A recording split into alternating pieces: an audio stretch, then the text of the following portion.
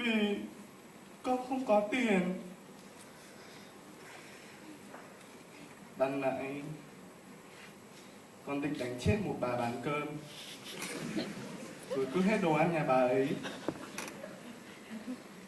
Nhưng mà bản tính con thì quá hiền lành, nên cuối cùng con chẳng gây sự với ai hết. Con mệt mỏi quá. Đường đời còn dài quá. Có những lúc con chỉ muốn trở lại làm tuần lộc thôi. Nhưng chuyện đã đi xa đến thế này rồi. Con biết sĩ diện và sẽ giữ vững quyết tâm.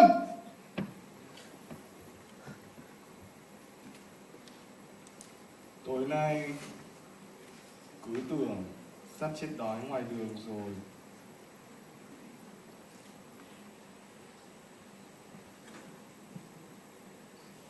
Thì con tìm thấy một cô gái vô cùng xinh đẹp và tốt bụng. Cô ấy rất đẹp, nhưng lại không hề ghét con, không lừa gạt con như những đứa ngày xưa con gạt. Cô ấy đã cứu con giữa đêm đông, đã đưa con về nhà.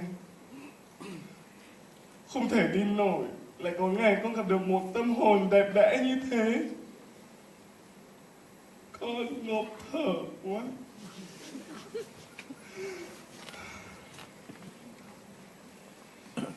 Nhưng cũng chính vì thế mà con không thể ăn bám ở nhà cô ấy được. Con muốn kiếm thật nhiều tiền.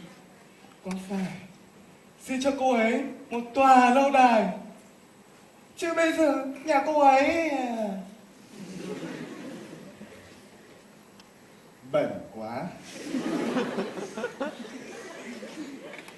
Đêm nay con sẽ ra đi. Con sẽ đi tìm một việc gì đó để làm. Rồi con sẽ quay trở lại và tìm cô ấy.